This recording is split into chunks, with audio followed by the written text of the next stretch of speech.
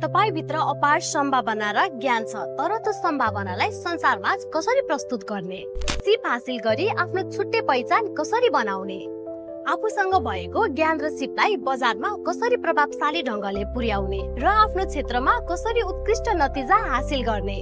सिप उत्सव 2082 मा तपाईहरुको यिनै जिज्ञासाहरुको समाधान, सिपका कुरा साथै सफलताका कथा बोकेर म आउँदैछु रश्मि थापा। साथै मसँग आउँदै हुनुहुन्छ लक्ष्मी घिमिरे, रवि गुप्ता, प्रदीप निरौला, सुजित झा।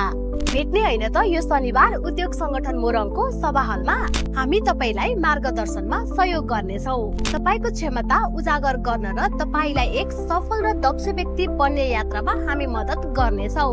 अब समय आएको छ आत्मविश्वास साथ अगाडि बढ्ने, आफ्नो ज्ञान र सिपलाई प्रस्तुत गर्ने र आफूले रोजेकै क्षेत्रमा आफ्नो प्रभाव जमाउने।